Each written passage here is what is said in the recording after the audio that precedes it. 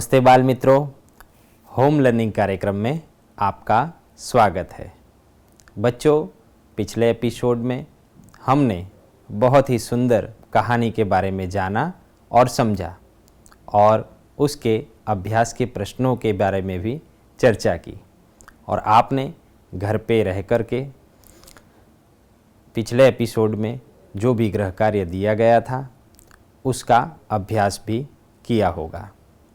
बच्चों, आज के दिन हम इकाई 15 खरगोश और हाथी के बारे में अधिक जानेंगे। अभ्यास प्रश्न में आगे बढ़ने से पहले आइए हम एक बार कहानी को फिर से देखते हैं। एक जंगल में एक सरोवर था। सरोवर के किनारे गीली जमीन थी। वहां बहुत से खरगोश रहते थे। खरगोशों के बिल जमीन के अंदर थे। वे दिन भर इधर उधर कूदते रहते, नरम नरम घास खाते, रात को अपने घरों में सो जाते। वे सब बहुत प्रसन्न रहते थे। उसी जंगल में कुछ हाथी आ गए। हाथियों के झुंड में कुछ शरारती हाथी थे। वे अपनी सूंड से छोटे छोटे पेड़ तोड़ देते, पौधे कुचल देते। हाथियों के बच्चे खेल खेल में एक दूसरे से लड़ते। कभी एक छोटा हाथी नीचे होता, कभी दूसरा। हाथी पानी से बहुत प्यार करते हैं। वे सूंड में पानी भर भर कर नहाते, फिर सरोवर के किनारे मिट्टी में लौटते। नरम जमीन उनके भार से दब जाती। साथ ही कई खरगोश परिवार भी दब जाते। इससे खरगोश बहुत दुखी थे। खरगोशों के सरदार ने एक उपाय सोचा। कुछ चुने हुए खरगोशों के साथ वह हाथियों के सरदार के पास गया। कुछ दूरी पर बैठ खरगोशों के सरदार ने अपने अगले पांव उठाए। उसने उन्हें हाथ जोड़कर नमस्कार किया। हाथी ने सूंड उठाकर नमस्कार का उत्तर दिया। हम चांद के भांजे हैं। चांद में आप हमारे भाई बंधुओं को देख सकते हैं। हमारे कुछ भाई धरती पर रहने आए हैं। मामा रोज सरोवर में आते हैं हमसे मिलने। वे आपसे नाराज है। क्या? क्यों नाराज है? हमने क्या किया है? सरोवर के समीप नरम मिट्टी में सुराख कर हमने अपने घर बनाए हैं। आपके आने से सुराख दब गए, जिससे चंदा मामा के बहुत से भांजे दब गए। इसीलिए वे आपसे बहुत नाराज हैं। वे रात को सरोवर में आएंगे और उन्हें यह देखकर अच्छा नहीं लगेगा। रात हुई। पूर्णमासी का चांद निकला। हवा तेज थी। सरोवर में हल्की हल्की लहरें उठ रही थीं। चांद लहरों के साथ साथ ऊपर नीचे हो रहा था। हाथी और खरगोश वहां पहुंच गए। देखिए महाराज, चंदा मामा गुस्से से कांप रहे हैं।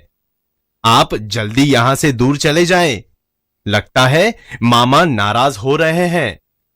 हाथियों के सरदार ने अपने झुंड की तरफ देखा। सभी डर गए थे। सरदार ने अपनी सूंड ऊपर उठाई। सभी हाथियों ने ऐसा ही किया। चमकते हुए चांद को हमारा नमस्कार। हम अपनी गलती मानते हुए आपसे क्षमा मांगते हैं। आप हमें क्षमा करें। हम अभी दूसरे जंगल में चले जाते हैं। अब ऐसा काम नहीं करेंगे जिससे दूसरों को तकलीफ हो। तो बच्चों, आपने कहानी देखी। आप सभी को कहानी याद आ गई ना? पिछले एपिसोड में भी हमने ये कहानी देखी थी और एक बार फिर से हमने उसका पुनरावर्तन किया।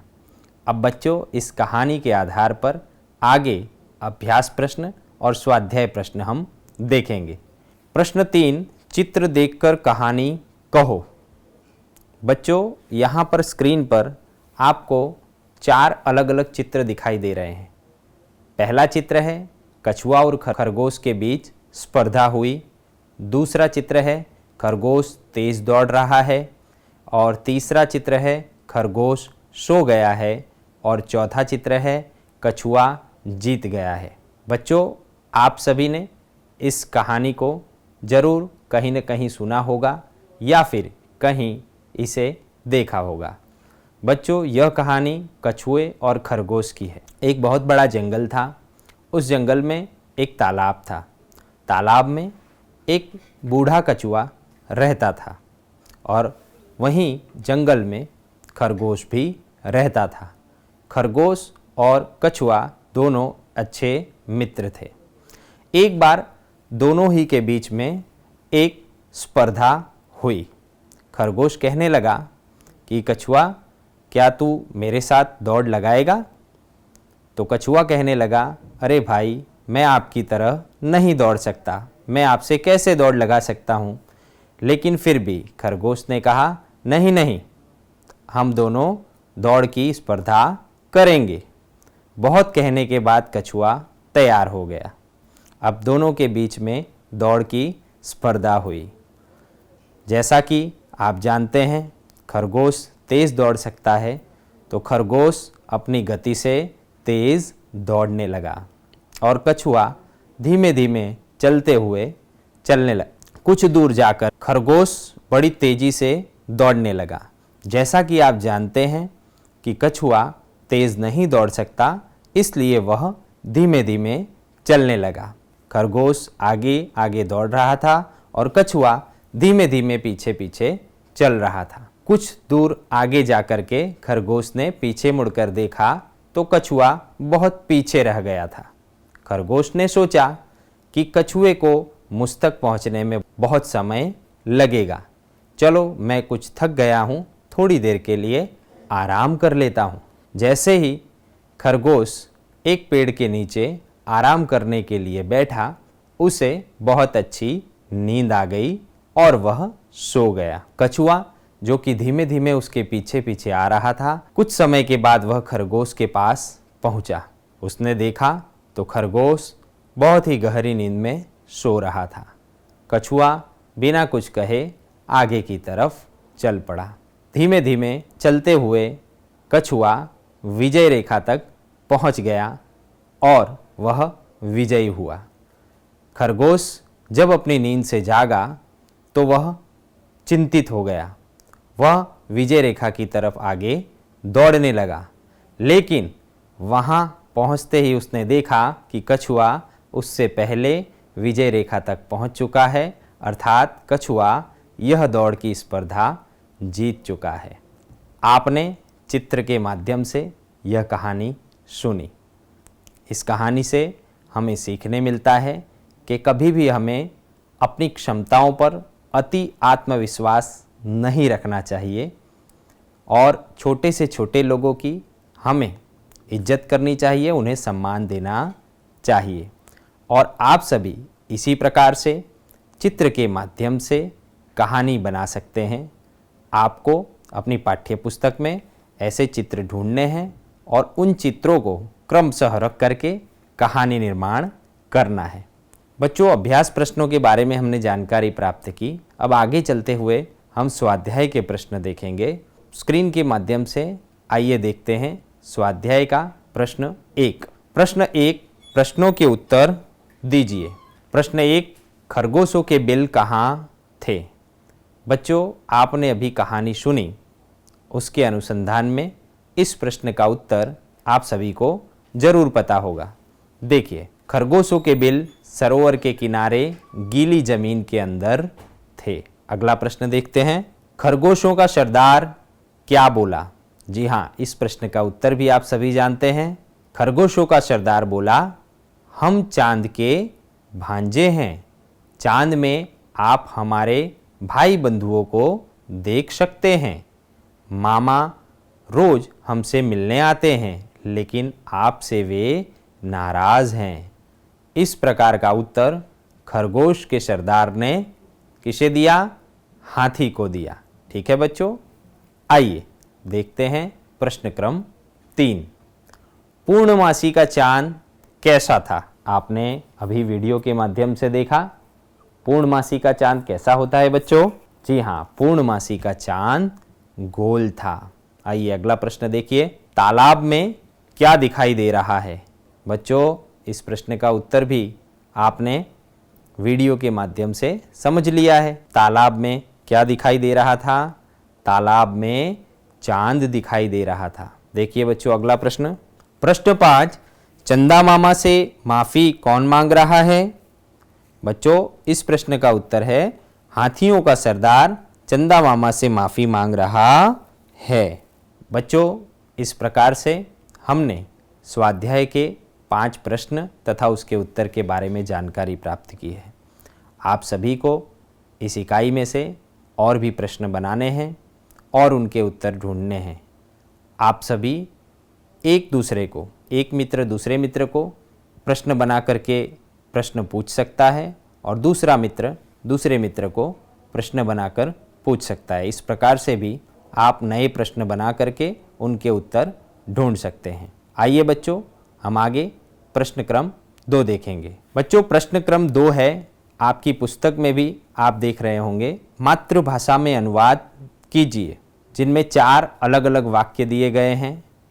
मैं इन वाक्यों को पहले पढ़ करके सुनाऊंगा और उसके बाद में हम इसका अनुवाद किस प्रकार से कर सकते हैं यह देखेंगे। सरोवर के किनारे गीली जमीन थी, हम चांद के भांजे हैं, हाथियों के झुंड में कुछ शरारती हाथी थे, खरगोशों के सरदार ने एक उपाय सोचा। तो बच्चों यहाँ पर स्वाध्याय के 5 प्रश्नों के और उनके उत्तर के बारे में हमने चर्चा की है। आप सभी को अपनी इस इकाई में से ऐसे ही प्रश्न बनाने हैं और उन प्रश्नों के उत्तर ढूंढने का प्रयास करना है। बच्चों हमने यहाँ पर वीडियो के माध्यम से कहानी देखी और उस कहानी के प्रश्नों पर भी हम चर्चा कर रहे हैं और मैं जानता हूँ कि आप सभी को कहानी सुनना और सुनाना बहुत पसंद है ना बच्चों? जी हाँ, जब भी कहीं भी हमें कहानी पढ़ने मिलती है या फिर कहीं भी सुनने मिलती है तो हम और आप ज़रूर उसे ध्यान से सुनते होंगे और हमें मज़ा भी आता होगा। तो बच्चों आइए स्क्रीन के माध्यम से एक छोटी सी कहानी हम देखते हैं। बच्चों कहानी का शीर्षक है प्यासा कौवा। एक बार एक कौवा बहुत प्यासा था, उसको कहीं पानी नहीं मिल रहा था। बहुत ढूंढने पर उसको एक घड़ा दिखाई दिया। घड़े में बहुत थोड़ा सा पानी था, अर्थात घड़े में बहुत ही कम पानी था। कौवे की चांच पानी तक नहीं पहुंच पा रही थी। सोचिए बच्चों, अब घड़ा बड़ा था और घड़े में पानी बहुत कम था। कौवे की चोंच उस पानी तक नहीं पहुंच पा रही थी। तो क्या आप बता सकते हैं कि कौवे ने पानी पीने के लिए कौन सा उपाय सोचा होगा? सोचिए। जी हाँ बच्चों, शायद आप इस उपाय कौवे ने क्या उपाय किया इसके बारे में आपने सोच लिया होगा। आइए हम स्क्रीन के माध्यम से आगे की कहानी पढ़ने का प्रयास करते हैं। वह बड़े ध्यान से सोचने लगा और उसे एक उपाय सूझा। पास ही पत्थर के कुछ टुकड़े पड़े थे। कौवे ने एक एक पत्थर उठाया और घड़े में डालता गया। धीरे धीरे पानी ऊपर आने लगा। कौवा लगातार पत्थर डालता गया। जल्दी ही पानी इतना ऊपर आ गया कि कौवे की चोंच वहाँ तक आराम से पहुँच गई। तब कौवे ने पानी पिया और अपनी प्यास बुझाई। तो बच्चों आपको पता चल गया कि कौवे ने किस प्रकार से एक बहुत ही बढ़िया उपाय सोच करके अपनी प्यास बुझाई। आप सभी को कहानी बहुत पसंद आई होगी। बच्चों इसी प्रकार से और कहानियाँ आपको पुस्तक में से ढूंढना है, समझना है और उसे पढ़ने का प्रयास करना है। तो बच्चों इस प्रकार से हमने इस बहुत ही अच्छी कहानी को सुना। बच्चों इस इकाई के शब्दार्थ, मुहावरे, प्रश्नों के उत्तर और चित्र पर से कहानी, उसके अलावा व्याकरण में भी हमें बहुत कुछ सीखने मिलता है। यहाँ पर हम एक चित्र के माध्यम से हिंदी व्याकरण के एक बहुत ही अच्छे मुद्दे के बारे में चर्चा करेंगे। आइए सबसे पहले मैं आपको एक बहुत ही सुंदर चित्र दिखाना चाहता हूँ और फिर उसके बाद हम आगे चलते हैं। बच्चों आपकी स्क्रीन पर आपको एक चित्र दिखाई दे रहा है। देखिए इस चित्र में बहुत से लोग दिखाई दे रहे हैं। सोचिए क्या क्या है इस चित्र में। जी हाँ बच्चों, इस चित्र में एक माली है, एक माताजी हैं जो एक बच्चे को लेकर के जा रही हैं, एक वॉचमैन है जो बगीचे के दरवाजे पर खड़ा है, एक परी दिखाई दे रही है, बगीचे के पीछे पर्वत दिखाई दे रहे हैं और बगीचे के अंदर एक दादाजी बैठे हुए हैं। कुछ बच्चे बगीचे में खेल रहे हैं। बच्चों यहाँ पर जैसा कि आपने देखा, पेड़ पर फल, बच्चे, परी, वॉचमैन, माली और कुछ बच्चे, बगीचा, पर्वत। तो यहाँ पर हर एक वस्तु या व्यक्ति का कोई न कोई नाम है। बच्चों इस चित्र में आपने बहुत सी चीज़ें देखी, जैसा कि मैंने अभी वर्णन किया। आपने यहाँ पर पेड़ देखे, फल देखे, परी को देखा, कुछ बच्चों को खेलते हुए देखा, एक दादाजी को देखा बैठे हुए और एक माली को देखा और बगीचे के पीछे पर्वतों को देखा।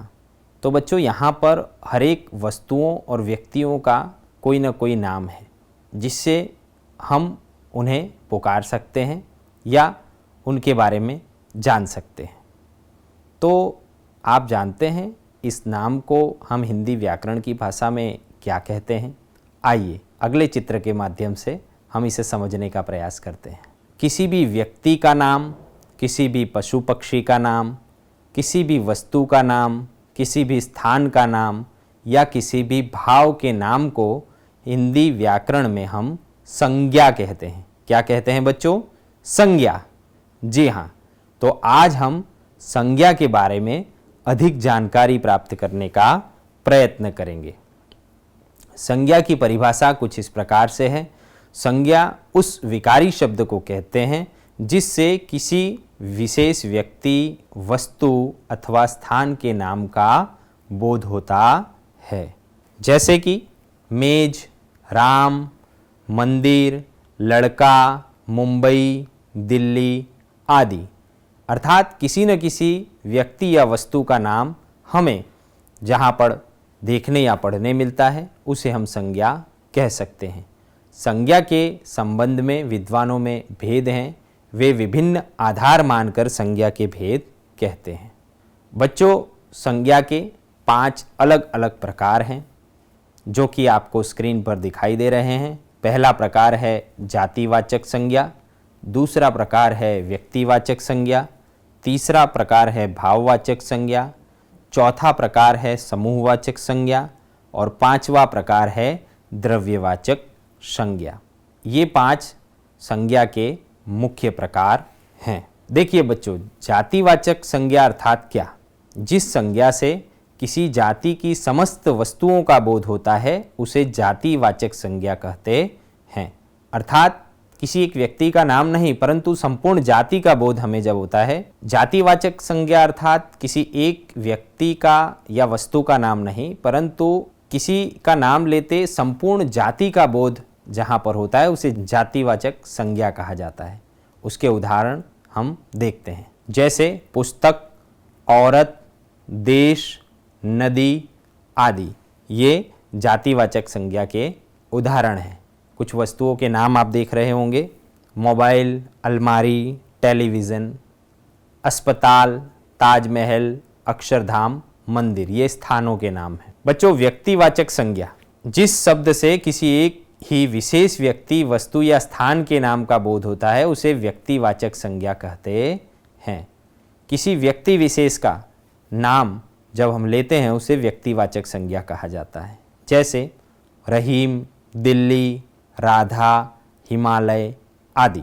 तो बच्चों व्यक्तिवाचक संज्ञा हमने देखा, जातिवाचक में संपूर्ण जाति का बोध होता था, संपूर्ण जाति के बारे में हमें जानकारी प्राप्त होती थी, और व्यक्तिवाचक अर्थात किसी व्यक्ति विशेष की जब बात की जाती है तो उन संज्ञा को व्यक्तिवाचक संज्ञा कहा जाता है। भावों के नाम, देखिए बच्चों आप स्क्रीन पर एक चित्र देख रहे हैं जिसमें कुछ बच्चे बगीचे में अपनी खुशी व्यक्त करते दिखाई दे रहे हैं। वे खेल रहे हैं और हंस रहे हैं। गर्मी, देखिए बच्चों इस चित्र में एक व्यक्ति हैं जो कि पंखा लेकर के हवा लेने का प्रयत्न कर रहे हैं। देखिए बच्चों, अगला चित्र है। इस चित्र में एक किसान है जो कि खेत में हल चलाने का प्रयास कर रहा है। तो ये अलग अलग भाव हैं। भाववाचक संज्ञा, जिस संज्ञा से व्यक्ति या वस्तु के गुण, दशा, भाव या व्यापार का नाम प्रकट होता है, उसे भाववाचक संज्ञा कहते हैं। भाववाचक संज्ञा अर्थात आपने जैसे कि परिभाषा में देखा, किसी व्यक्ति के भाव जहाँ प्रस्तुत होते हैं उसे भाववाचक संज्ञा कहते हैं।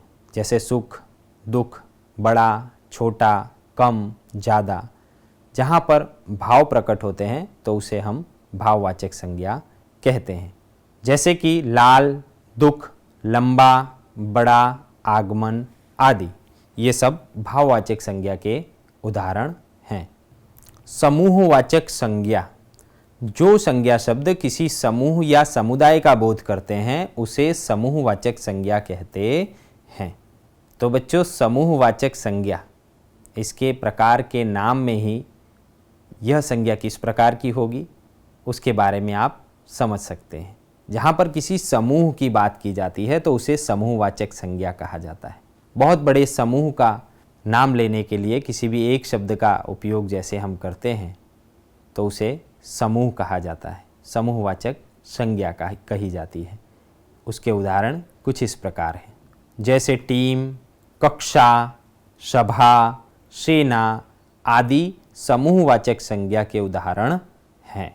द्रव्यवाचक संज्ञा, किसी द्रव्य या पदार्थ के नाम को द्रव्यवाचक संज्ञा कहा जाता है। जैसा कि आपने पढ़ा, द्रव्य, जहाँ पर द्रव्य की बात होती है उसे द्रव्यवाचक संज्ञा कहते हैं। जैसे दूध, पानी, तेल आदि द्रव्य पदार्थ हैं, तो उनके लिए द्रव्यवाचक संज्ञा का उपयोग किया जाता है। आइए उसके उदाहरण देखते हैं। जैसे चाय, दूध, जल, लोहा, लकड़ी आदि द्रव्यवाचक संज्ञा के उदाहरण हैं।